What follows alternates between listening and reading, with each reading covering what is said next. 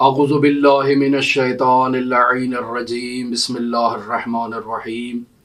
الحمد للہ رب العالمین الصلاة والسلام علی اشرف الانبیاء والمرسلین وعلی آلہ الطیبین الطاہرین المعصومین الذین اذہب اللہ عنہم الرجس وطہرہم تطہیرا اما بعد۔ ہماری آپ کے ساتھ گفتگو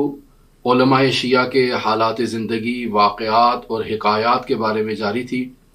ہم آپ کی خدمت میں مرحوم آیت اللہ شیخ محمد تقی بہجت فومنی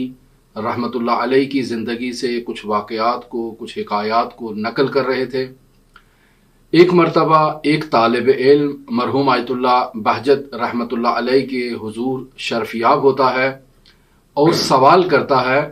کہ رسول خدا صلی اللہ علیہ وآلہ وسلم حضرت سید الاوصیاء امیر المؤمنین علی بن ابی طالب علیہ آلاف تحیت وثنا نے جو اپنے اصحاب یعنی حضرت سلمان فارسی، حضرت ابو ذر غفاری، حضرت رشید ہجری یا اس کے علاوہ جتنے بھی اصحاب تھے، انہیں رسول خدا صلی اللہ علیہ وآلہ وسلم اور امیر المؤمنین علی بن ابی طالب نے جو وظائف دیے تھے، کیا وہ وظیفے ابھی موجود ہیں یا وقت گزرنے کے ساتھ محو ہو چکے ہیں؟ بالآخر انسان ایک عارف بننا چاہتا ہے، ایک سالک بننا چاہتا ہے، سیر و سلوک کی منازل طے کرنا چاہتا ہے، تو رسول خدا صلی اللہ علیہ وآلہ وسلم نے اپنے شاگردوں کی، اپنے اصحاب کی اور امیر المؤمنین نے اپنے اصحاب کی جو تربیت فرمائی اور سیر و سلوک کے جو انہیں آداب تعلیم دیے، وہ آداب ابھی باقی ہیں تو ہم آپ سے لے لیتے ہیں یا کتابوں میں انہیں تلاش کرتے ہیں، ان پہ عمل کرتے ہیں اور سالک بن جاتے ہیں، عارف بن جاتے ہیں۔ مرحوم آیت اللہ بہجت رحمۃ اللہ علیہ اس سوال کے جواب میں ارشاد فرماتے ہیں کہ رسول خدا صلی اللہ علیہ وآلہ وسلم نے اور امیر المؤمنین نے جو کچھ بھی تعلیم دیا ہے وہ قرآن مجید میں اور نہج البلاغہ میں موجود ہے۔ ایسا کوئی وظیفہ رسول خدا صلی اللہ علیہ وآلہ وسلم یا امیر المؤمنین کی جانب سے بیان نہیں کیا گیا جو نہج البلاغہ یا قرآن مجید میں موجود نہ ہو۔ اس نقطے کو بھی میں آپ کی خدمت میں نقل کرتا چلوں کہ بسا اوقات ہمارے معاشرے میں وہ افراد جو سیر و سلوک کے خواہش مند ہیں، جو عرفان کے ذریعے خداوند متعال کی معرفت حاصل کرنا چاہتے ہیں، خداوند متعال کا تقرب چاہتے ہیں اور کچھ وظائف، کچھ اذکار پر عمل کرنا چاہتے ہیں، وہ اس بات پر اپنی توجہ رکھیں کہ کوئی بھی ایسا وظیفہ جو قرآن مجید اور سنت قطعیہ کے برعکس ہو، خلاف ہو، وہ آپ کو خداوند متعال تک نہیں پہنچائے گا۔ لہٰذا مرحوم آیت اللہ بہجت نے اسی نقطے کی طرف اشارہ کیا کہ اگر آپ ریاضت کرنا چاہتے ہیں، اگر آپ سیر و سلوک کرنا چاہتے ہیں تو آپ کو قرآن مجید کا سہارا لینا ہوگا، آپ کو نہج البلاغہ کا سہارا لینا ہوگا، سنت قطعیہ حضرات ائمہ معصومین علیہم الصلوۃ والسلام کا سہارا لینا ہوگا، صحیفہ سجادیہ کا سہارا لینا ہوگا۔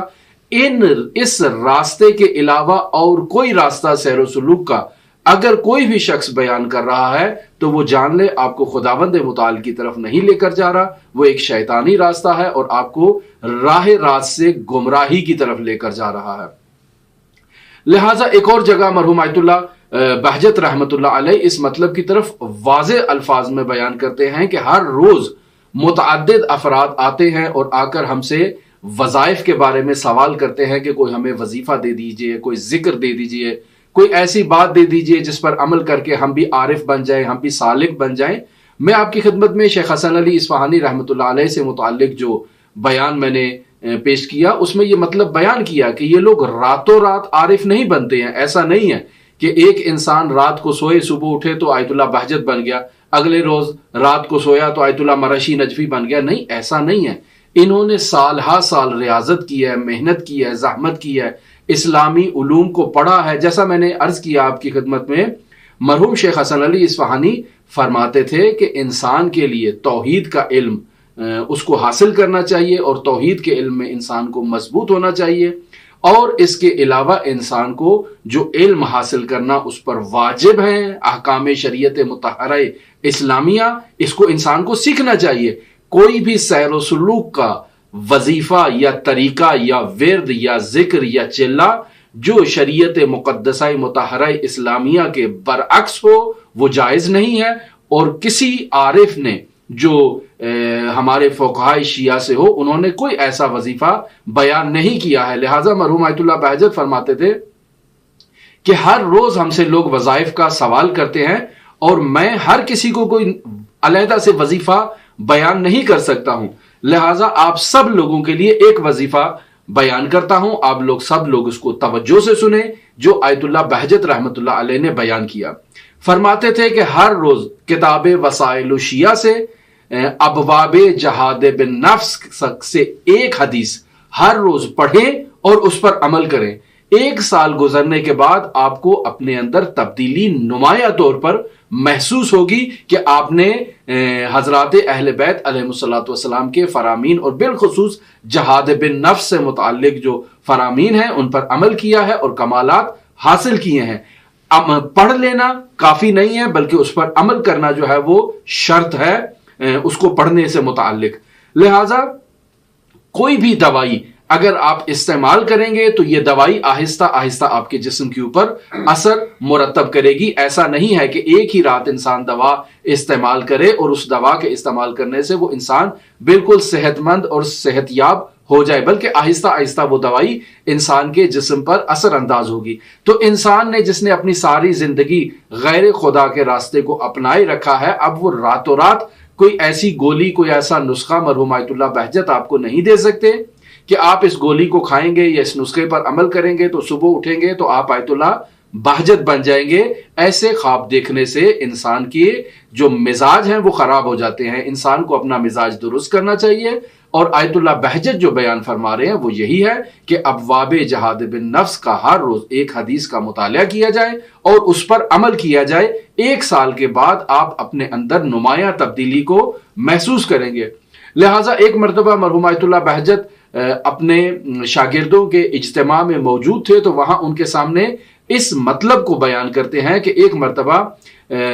حضرت امام جعفر صادق اس حدیث کو نقل کر رہے ہیں کہ حضرت حذیفہ بن یمان جو رسول خدا صلی اللہ علیہ وآلہ وسلم کے اصحاب سے بھی ہیں اور حضرت سید الاوصیاء امیر المؤمنین علی بن ابی طالب علیہ الاف التحیۃ وثنا کے بھی صحابی ہیں، یہ ایک روز رسول خدا صلی اللہ علیہ وآلہ وسلم کی خدمت اقدس میں شرفیاب ہوتے ہیں اور عرض کرتے ہیں کہ ان الناس کانوا یسألون عن الخیر وکنت اسألہ عن الشر مخافتا ان ادرکہ، یعنی یا رسول اللہ لوگ آپ کے پاس آتے ہیں اور آ کر خیر کے بارے میں سوال کرتے ہیں، میں آپ سے خیر کے بارے میں سوال کرنے نہیں آیا ہوں، مجھے آپ شر کے بارے میں بتائیں تاکہ میں اس خوف میں مبتلا ہوں کہ کہیں میں شر کے اندر داخل نہ ہو جاؤں۔ آپ مجھے شر بتا دیں، میں شر سے اجتناب کروں گا، خود بخود خیر میرے نزدیک آ جائے گا۔ یہ وہی قانون ہے جسے علماء بیان کرتے ہیں کہ تعرف الاشیاء بازدادها۔ آپ اگر خیر کو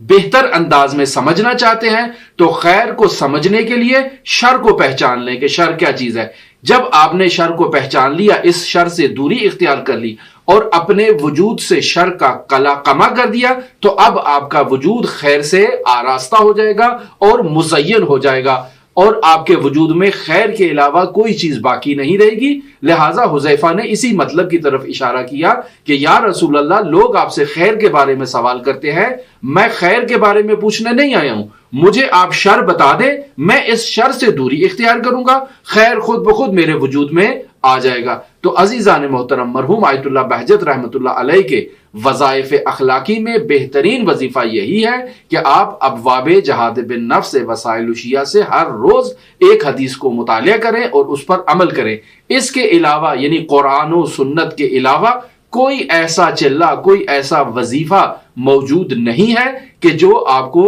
عرفان کامل تک پہنچا دے، جو آپ کو سیر و سلوک کے اعلیٰ مراتب تک پہنچا دے۔ یہی طریقہ ہے جو حضرات اہل بیت علیہ الصلوۃ والسلام کے ذریعے ہم تک پہنچا ہے اور اس کے علاوہ کوئی راستہ نہیں ہے۔ ہمارے جتنے بھی فقہائے شیعہ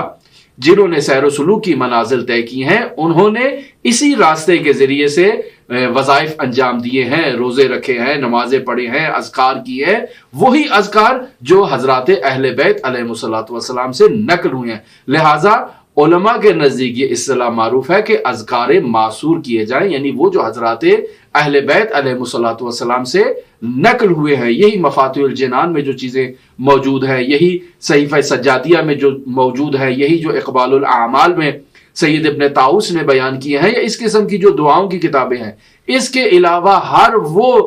ورد، ہر وہ ذکر، ہر وہ وظیفہ، ہر وہ چلہ جو حضرات اہل بیت علیہ الصلوۃ والسلام کے طریق سے ہم تک نہ پہنچا ہو، نہ تو علماء شیعہ نے اس پر عمل کیا ہے اور نہ ہی کسی کو اس پر عمل کرنے کی ترغیب دلائی ہے، چونکہ یہ راہ راست سے انسان کو منحرف کر دے گا۔ ہماری آپ کے ساتھ گفتگو مرحوم آیت اللہ شیخ محمد تقی بہجت رحمۃ اللہ علیہ کے حالات زندگی، واقعات اور حکایات کے بارے میں جاری ہے۔ اگر آپ دلچسپی رکھتے ہو تو ہمارے ساتھ رہ سکتے ہیں۔ اللہم صلی علی محمد و آل محمد وعجل فرج قائم آل محمد۔